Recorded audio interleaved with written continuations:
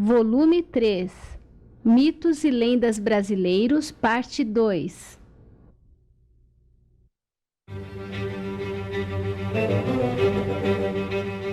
No volume anterior, pudemos entender o que são mitos e lendas e visitar alguns dos principais representantes do nosso folclore. Mas a riqueza e a quantidade destes personagens é muito grande. Assim, vamos continuar conhecendo os principais mitos e lendas do folclore brasileiro. Familiar. Originário da tradição europeia de fabricar uma espécie de demônio caseiro, familiar, que acabou familiar para os sertanejos, é um pequenino diabinho guardado dentro de uma garrafa. Para criá-lo é preciso chocar na axila esquerda, durante toda a quaresma, um ovo de galo, que, segundo o povo, com muita persistência pode ser encontrado. Às vezes, leva anos. Desse ovo nascerá, ao final da quarentena, um diabinho que atenderá a todos os pedidos de quem o produziu. Não se pode, todavia, dar esmolas aos pobres com dinheiro vindo do familiar. Quem o detiver, no entanto, pagará com sua alma pelos benefícios obtidos, pois criar um familiar não deixa de ser um pacto com o diabo. Gorjala. Negro gigantesco com único e grande olho que habita as serras cearenses. Implacável perseguidor dos humanos, coloca-os sob o braço quando os captura, devorando-os a dentadas.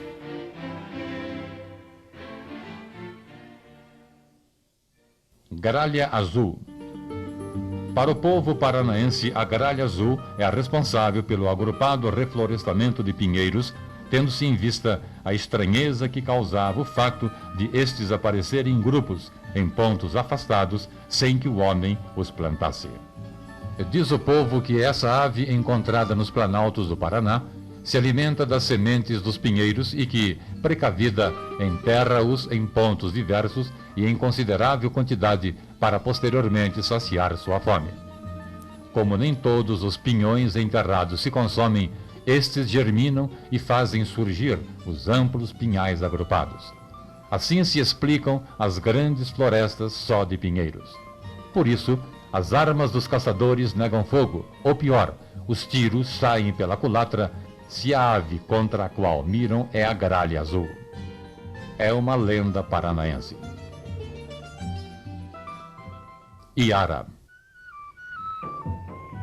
Outra celebridade nacional, a Iara é apresentada como uma esplêndida sereia das águas amazônicas, mulher cujo corpo, da cintura para baixo, é uma cauda de peixe, linda, de pele alva, olhos verdes e cabelos cor de ouro. Seu canto, de uma encantadora voz, enfeitiça e atrai índios e pescadores enamorados que, sem a menor possibilidade de lhe resistirem, mergulham nos rios e são por ela arrastados para o fundo das águas. Nem seus corpos são encontrados. Deve-se fechar os olhos e tapar os ouvidos assim que se notar a presença da Iara nos rios e lagos. Um talismã feito com escama de boto vermelho também pode livrar seu portador da sedução da Iara. João Galafoice. Semelhante ao Papa Figo, é um preto velho. Ele ronda as residências à procura de crianças que se encontram fora de suas casas para levá-las embora consigo. João Galafus. Duende que habita as águas dos mares e se manifesta como um facho luminoso e colorido que rutila sobre as ondas. Os pescadores acreditam que é o espírito de um caboclo que morreu sem ser batizado. É uma lenda de Pernambuco e Sergipe. Labatute. Homenzarrão monstruoso conhecido nos estados do Ceará e do Rio Grande do Norte. Tem pés redondos, longos e revoltos cabelos, só um olho na testa, mãos compridas, corpo cabeludo como o do porco-espinho, dentes como as presas de elefante. Devora crianças. Conta-se que se transformou nesse monstro um sanguinário general francês que, no Ceará, promoveu uma verdadeira carnificina quando da repressão à insurreição de Joaquim Pinto Madeira. Loira do banheiro. O horror das crianças nas escolas era uma mulher que, diziam, costumava aparecer nos banheiros. Era loira, cabelos compridos com as cores próprias dos defuntos e com algodões em suas narinas. Um cadáver ambulante, distinguindo-se do aspecto deste apenas pelo fato de escorrer sangue de seus lábios. O encontro de pedaços de algodão no chão do banheiro, sujos de sangue, era sinal de que a loira estivera por ali. O medo de encontrá-la era tanto que as crianças não iam ao banheiro desacompanhadas. Quem conta sobre a loira diz que ela era uma jovem que foi violentada e morta no banheiro de uma escola pública. Lobisomem. Meio bicho, meio humano, o lobisomem é mito universal que protagoniza muitas narrativas populares desde a antiguidade, trazido às terras brasileiras pelos europeus que morriam de medo dos lobos. Enquanto o homem é sempre magro, pálido, que nunca adquire aspecto de pessoa saudável. A transformação acontece nas noites de lua cheia e nas noites de quinta para sexta-feira. Seu corpo começa a se cobrir de pelos espessos. Seu semblante toma a forma do de um morcego. Suas orelhas crescem, as mãos se tornam garras, corre com os joelhos e cotovelos que, pela manhã, após a transformação, se veem feridos e ensanguentados. Ao metamorfosear-se, sai em busca de sangue. Suas vítimas, se viverem, podem contagiar-se dessa maldição. O lobisomem é morto através de uma bala de prata. O encanto do monstro, por sua vez, pode ser desfeito por meio de algum ferimento que lhe arranque sangue, mas o autor do ferimento que evite se sujar com o sangue, senão se contagiará da triste sina. Mãe do Ouro. Senhora das Minas, a Mãe do Ouro é um mito multiforme. No Paraná é uma mulher sem cabeça. Em São Paulo é descrita como uma grande bola de fogo de ouro que atravessa o céu. Onde ela cair, há ouro. Mito ígneo, informe, pertence ao número dos fenômenos meteorológicos, confundindo-se com a estrela cadente, tida como capaz de satisfazer votos formulados durante sua trajetória. Mani, a lenda da mandioca. Numa tribo indígena, uma mulher deu à luz uma menina de pele muito alva. Seu marido, desconfiado e com raiva, queria matar a ambas. O feiticeiro da tribo, no entanto, interveio e disse ao índio que a mulher era inocente e que seria muito castigado se tentasse qualquer coisa contra as duas.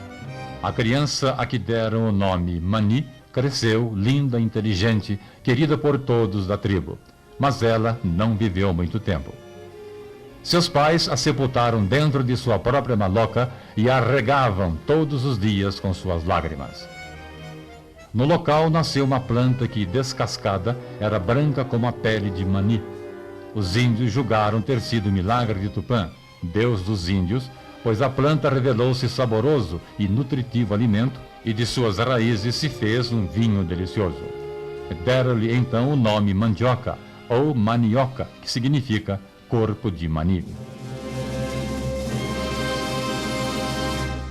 Mão de cabelo. Fantasma que assombra em Minas e em São Paulo as crianças que urinam na cama. Tem forma humana envolta no lençol branco. Suas mãos são feixes de cabelos louros que passa pelo órgão sexual das crianças que urinaram enquanto dormiam, acordando-as, ameaçando mutilá-lo. É comum a advertência de que, se mijar na cama, a mão de cabelo vem te pegar. Mão pelada. É um fantástico animal que espalha o medo nas matas e florestas do estado de Minas Gerais. É uma espécie de um lobo avermelhado com a altura de um bezerro novo, de cujos olhos sai uma luz parecendo um fogo azulado. Uma de suas patas dianteiras é deformada e pelada. Mãozinha preta. Assombração corrente no sudeste brasileiro, conhecida também por mãozinha de justiça. Trata-se de uma mão negra, pequena, solta pelo ar, que efetua os trabalhos domésticos com assombrosa velocidade e perfeição. Mas a mãozinha preta também é capaz de bater e castigar, se necessário, concluindo a tarefa quando lhe dizem: chega, mãozinha de justiça. Mapinguari. É um macaco grande, muito peludo, com uma bocarra verticalizada, que vai do nariz ao estômago, num medonho rasgo que ostenta lábios vermelhecidos de sangue, por onde engole cabeças humanas. Só come a cabeça. Ele atrai suas vítimas por meio de seus gritos que parecem humanos. Os pés do Mapinguari são como os de burro e sua pele é semelhante ao casco de jacaré. Sempre faminto, assombra o Amazonas, o Acre e o Pará. Até os mais valentes guerreiros morrem de medo do Mapinguari. Matinta Pereira. Uma velha feia, assombrosa, toda vestida de negro, cujo rosto é ocultado por uma cabeleira negra e revolta, que anda acompanhada de um pássaro agorento. Existe também a versão da Matinta Pereira com asas, capaz de voar, e que se transforma nesse pássaro chamado rasga-mortalha. O assobio estridente dessa ave assusta as crianças e não deixa ninguém dormir. Mulheres idosas da região amazônica teriam a sina de se tornar essa criatura. Quando está prestes a morrer, ela pergunta: "Quem quer? Quem quer?" Quem responder, acreditando tratar-se de algo valioso, transformar-se-á em Matinta Pereira. Para prender a Matinta Pereira, é preciso enterrar uma tesoura virgem, aberta, colocar-lhe no meio uma chave e por cima desta um terço e rezar algumas orações. Assim, ela fica presa ao local. Menino Dourado. Menino loiro que em noites enluaradas aparece no Rio São Francisco, emergindo desse rio e mergulhando em suas águas sucessivamente, montado nas costas de um enorme e mágico peixe dourado, que o teria salvo do afogamento e se encarregado de sua criação.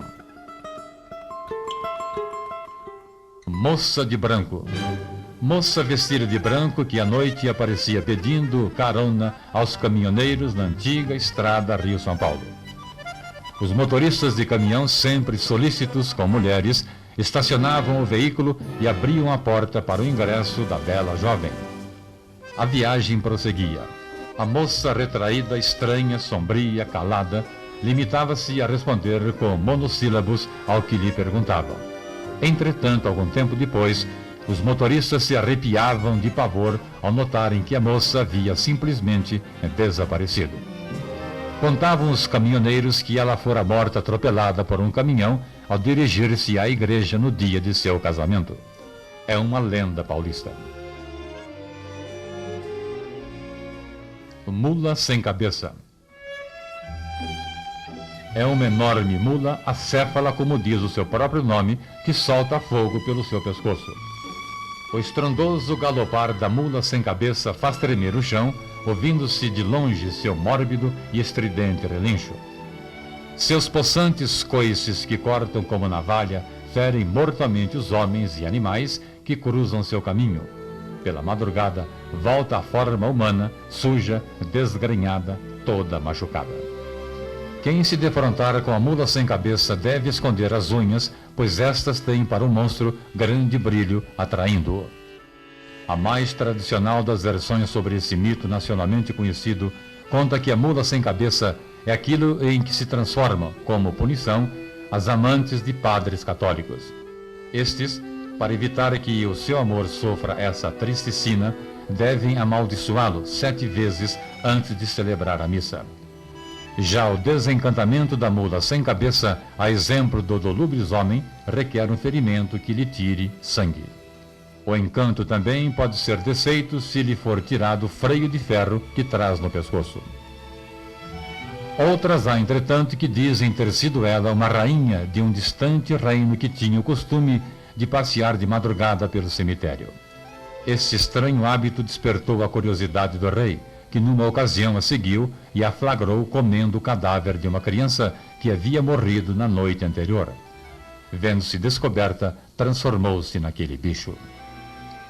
A versão mais tradicional no passado era uma forma de proibição, de sanção que se inventou para que as mulheres não tentassem os padres, considerando interessante que esse castigo é só para a mulher. O padre representa o sagrado, ela a tentação, o demônio. Negrinho do Pastoreio. Um escravo ainda menino, sem pai, sem padrinhos, que se dizia filhado de Nossa Senhora e a quem chamava o Negrinho, era encarregado de pastorear o rebanho de um cruel estancieiro, seu senhor. Numa noite em que estava a exercer este mistério, com medo do som das corujas, acabou adormecendo. O filho do malvado senhor, tão perverso como o pai, fez com que os cavalos escapassem, pondo a culpa no Negrinho. Depois de ter mandado que seus feitores açoitassem o Negrinho, o senhor ordenou a este que, no escuro da noite, reunisse os cavalos.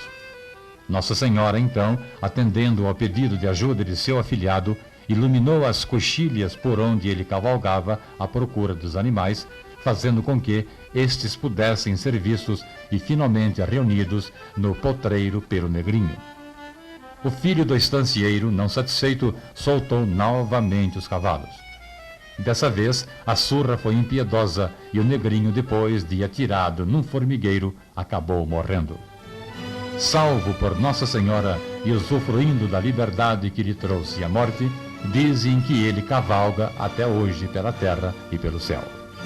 Quem acender uma vela para o Negrinho do Pastoreio encontrará o que perdeu: amor, felicidade ou objetos. É uma lenda do sul do Brasil. Os Olhos do Menino, a lenda do Guaraná. Um casal de índios que não conseguia ter filhos implorou a Tupã que lhes concedesse essa graça. O pedido foi atendido. Tiveram um lindo, bondoso e inteligente menino que logo conquistou a amizade de todos da aldeia. O espírito do mal ficou com inveja e com ódio do menino e acabou matando-o ao tomar a forma de uma cobra. Ao darem sua falta, toda a tribo saiu à sua procura até encontrá-lo morto, caído ao lado de uma árvore. Nesse momento, a mãe da criança ouviu Tupã lhe dizer para plantar ali os olhos do menino, que deles nasceria um fruto maravilhoso. Assim nasceu o Guaraná, cujas sementes negras, envoltas numa película branca, realmente se assemelham a um olho humano. Pai do Mato. Bicho gigantesco de corpo todo piloso, cabelos até o chão, barbicha, mão de macaco, pé de cabra e orelhas de cavalo. Seus urros e seu riso macabro reverberam por toda a mata. Tiros e facadas não o matam, exceto se lhe atingir o umbigo. É também comedor de gente. Papa Figo. Um preto velho carregando um saco de estopa nas costas, muito feio, banguela, barbudo, esmolambado, leproso, que para se tratar dessa terrível enfermidade mata crianças mentirosas para lhes comer o fígado. A gente simples do povo acredita que a lepra altera os caracteres do sangue, sendo por isso chamada também de mal de fígado ou mal do sangue. Para se purificar é preciso um novo fígado cru de criança sadia e forte. Esse foi o ponto de partida para o surgimento do temível Papa Figo, o comedor de fígado que atemoriza as crianças nas narrativas dos pais. E dizem que ele costuma rondar as escolas, jardins e parques, atraindo as crianças desobedientes e mentirosas com doces e brinquedos. Aí as mata arrancando-lhes o fígado. Figo para o povo. Pé de garrafa. O pé de garrafa tem forma humana, corpo todo cabeludo com chifres, língua de cobra e uma só perna, mas não como o saci, em que se lhe nota a ausência de uma delas. A perna única do pé de garrafa se afunilaria a partir da cintura. Pisadeira. Acredita-se que o pesadelo resulta da ação maléfica de um demônio ou espírito ruim.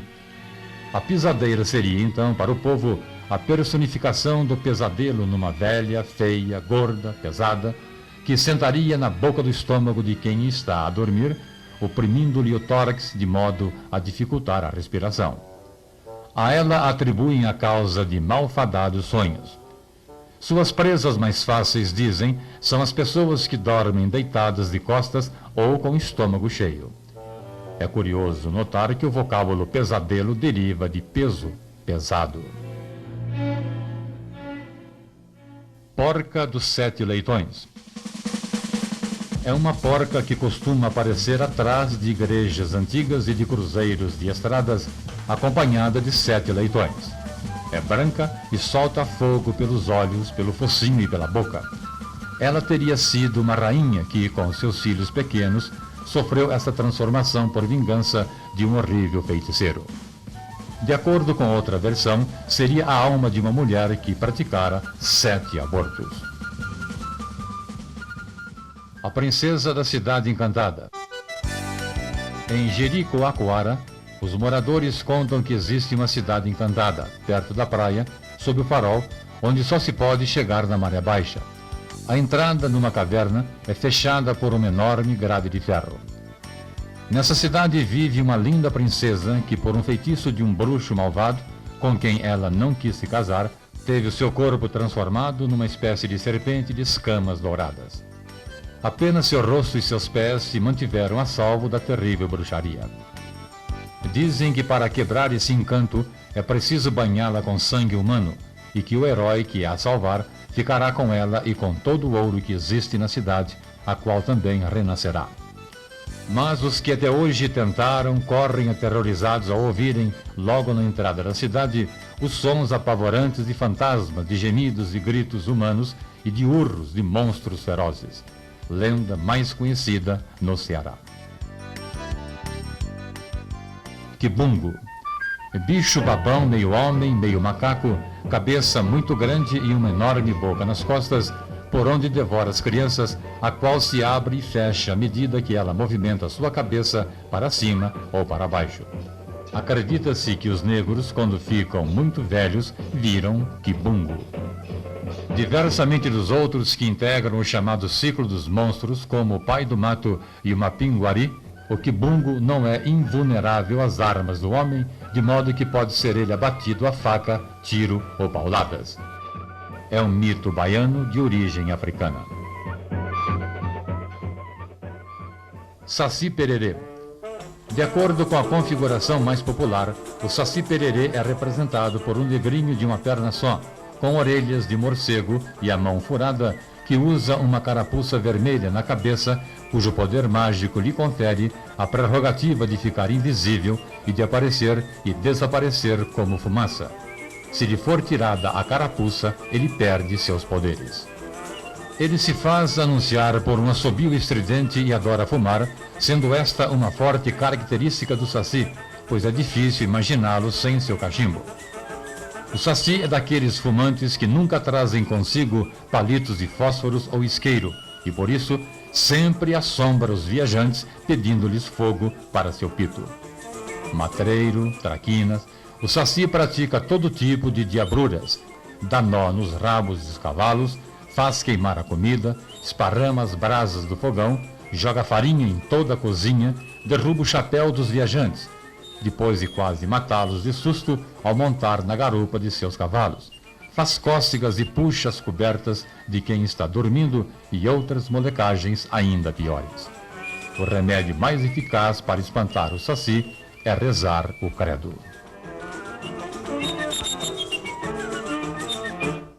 O Irapuru. O que mais no fenômeno me espanta é ainda existir um pássaro no mundo que fique a escutar quando o outro canta. Segundo a lenda, duas índias muito amigas se apaixonaram pelo mesmo homem, o novo cacique da tribo onde viviam.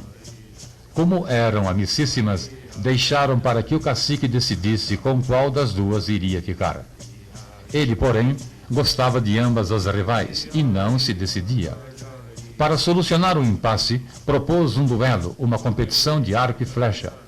A pretendente que acertasse um pássaro indicado por ele em pleno voo seria sua mulher.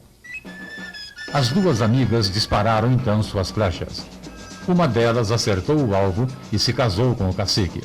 A outra, embora se mostrasse conformada, derramava seu pranto de dor às ocultas. Suas lágrimas formaram um rio. Tupã, o deus dos índios, vendo nascer aquele rio que desconhecia, foi saber o que se passava. A Índia lhe contou e pediu que a transformasse num pássaro, a fim de que dessa forma pudesse matar as saudades de seu amor. Ao ver que o cacique e sua amiga formavam um casal muito feliz, ficou ainda mais triste. A Índia, então, voando de volta para sua tribo, começou a cantar um canto tão lindo que toda a mata parou para ouvi-lo. Tupã, ao surpreender-se com o silêncio da mata, encantado com o canto, deu à Índia o nome de Uirapuru, pássaro que não é pássaro, e lhe disse que quando se sentisse triste, que cantasse, que a tristeza passava. Urutau, ou Mãe da Lua. À noite, na mudez da mata escura, solta o urutau seu grito de saudade. Pranto ou soluço, pleno de amargura de quem a nostalgia a noite invade. Pássaro sinistro, estranho, esquivo, que nas sombras e no escuro da noite se refugia com seu triste canto, tão triste que parece ressoar um plangente e desesperado grito de dor, uma dor que nada cura. É cercado de mistérios e de lendas que convergem num ponto. Transformaram-se em urutau, enamorados que à dor sucumbiram por causa de um amor perdido.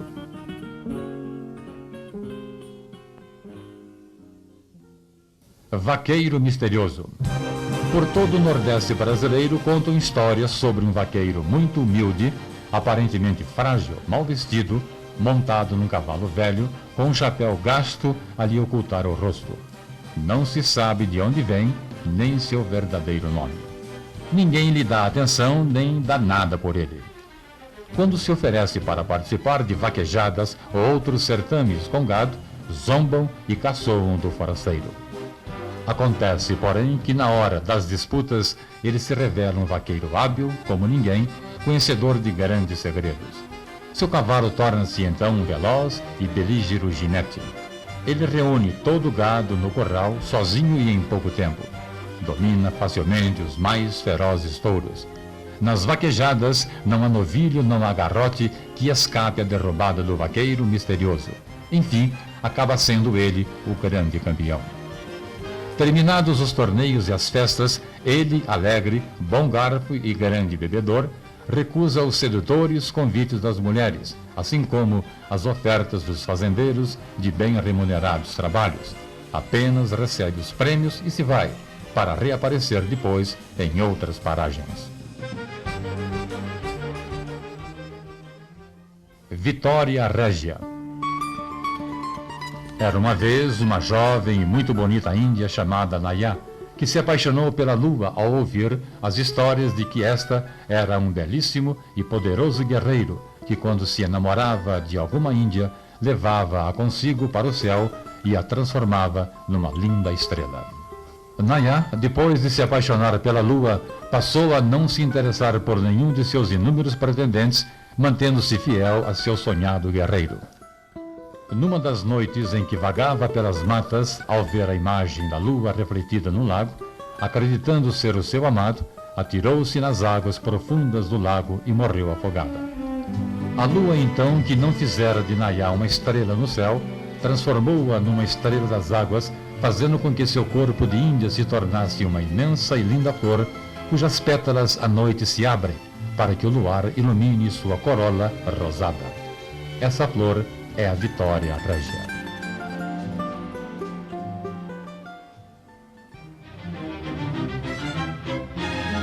Nestes dois vídeos, pudemos ver quase 60 dos mais importantes mitos e lendas do folclore brasileiro.